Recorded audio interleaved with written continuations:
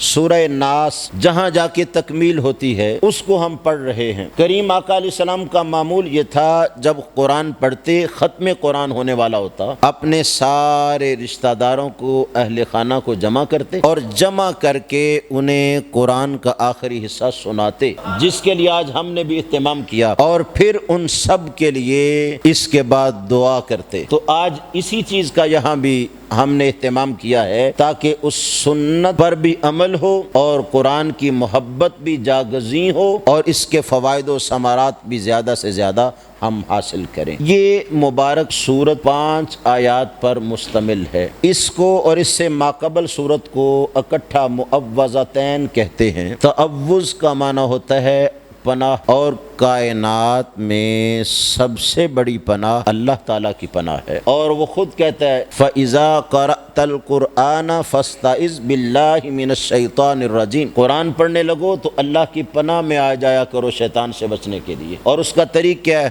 اعوذ باللہ من الشیطان الرجیم۔ اس کا یہی معنی ہے۔ انہی میں سے تعوذات میں سے اللہ کی پناہوں میں سے ایک پناہ سورہ ناس ہے، جس کی برکت سے بندہ خناس سے اور انسانوں جنوں کے وسوسے ڈالنے والوں سے اللہ کی پناہ میں آ جاتا ہے، پرسکون ہو جاتا ہے۔ یوں تو جادو تک کا بھی معاملہ ہو، یہ آخری دونوں صورتیں اکثیر ہیں، پڑھیں ہر چیز زائل ہو جائے گی، اور جادو بھی امراض کی طرح ایک مرض ہے، جیسے سر درد بخار ہے، یہ بھی ایک مرض ہے، اور ان کے پڑھنے سے یہ مرض زائل ہو جاتی ہے۔ رب العزت نے اس میں فرمایا قل، اے محبوب صلی اللہ علیہ وسلم آپ فرما دیجئے، یہ واسطہ، یہ رسالت ہے۔ اللہ کسی سے کہ تم کہو، اس کا مطلب ہے تم ہمارے رسول ہو، منتخب ہو، چنیدہ ہو، پسندیدہ ہو، مرتضیٰ ہو، مصطفیٰ ہو، ہم نے تم پر علوم ظاہرہ و باطنہ منکشف کیے ہیں، وما ہوا علی الغیب بدنین، اور ایسے ہو کہ غیب بتانے میں کوئی بخل بھی نہیں کرتے۔ اعوذ برب الناس، 3 چیزوں سے انسان کا گہرا تعلق ہوتا ہے۔ پہلا، کھلانے والا، جو خوراک دے، کھانے کا اہتمام کرے، جیسے عمومی طور پر بچے کی پہلی خوراک ماں کی چھاتی سے اسے میسر آتی ہے، اور اس کے کھانے کا اہتمام باپ کرتا ہے، لہٰذا اولاً ماں اور باپ کی شناخت، پہچان، محبت، شفقت، عطفت اور لطف و احسان میں بندہ ہوتا ہے، اور جب تک کھا رہا ہوتا ہے تب تک صورت اور ہوتی ہے، اور خوش نصیب اولاد وہ ہوتی ہے جو کھلا بھی رہی ہو تو تب بھی ان کی صورتحال بدلے نہ۔ اس کے بعد دوسرا گہرا تعلق ہوتا ہے حاکم سے، بادشاہ سے، آرڈر کرنے والا، جس کا حکم نافذ ہو۔ ہر ملک کے قانون میں وہاں کے حاکم کو برتری ہوتی ہے، ہر علاقے میں، ہر خاندان قبیلے میں جو بڑا ہوتا ہے اس کی بات کو تسلیم کیا جاتا ہے، اس پہ کان دھرے جاتے ہیں۔ پھر اس سے آگے بندے کو شناخت ہوتی ہے اس کی، جس کے سامنے جھکنا ہے، معبود جسے سجدہ کرنا ہے۔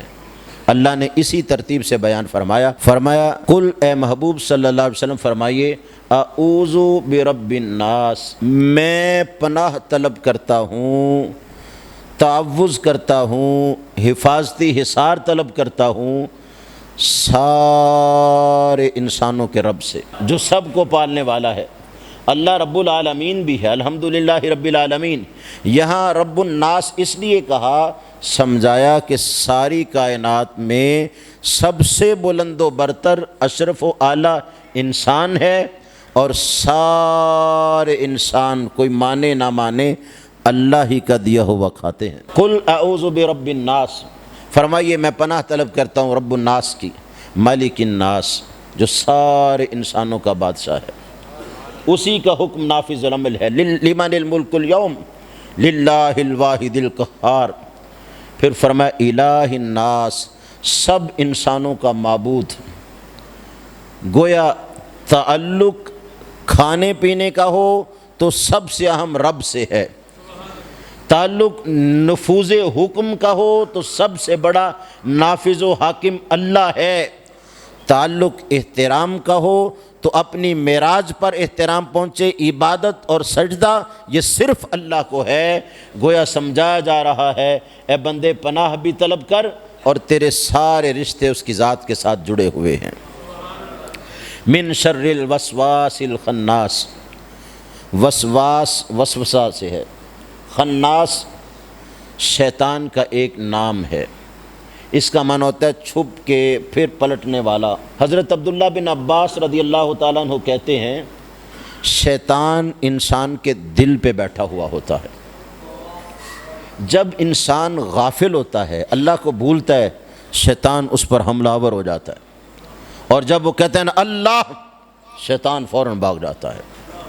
جب وہ ذاکر ہوتا ہے تو شیطان بھاگ جاتا ہے، پھر وہ خناس اسے بہکاتا نہیں ہے۔ الذی یوسوس فی صدور الناس، فرمایا وہ خناس جو لوگوں کے سینوں میں وسوسے ڈالے، اور وہ کہاں سے ہوتا ہے؟ من الجنۃ والناس، فرمایا وہ جنوں میں بھی ہوتا ہے، انسانوں میں بھی ہوتا ہے۔ لوگوں میں وسوسے نہ ڈالیں، غیبت نہ کریں، چغلیاں نہ کریں، ورنہ اللہ کہہ رہا ہے کہ ان سے پناہ طلب کرو، یہ انسان ہو کر خناس والا عمل کر رہے ہیں۔ لوگوں کو ملانے کی کوشش کریں۔ اللہم نور قلوبنا بالقرآن وزین اخلاقنا بالقرآن ونجنا من النار بالقرآن وادخلنا الجنۃ بالقرآن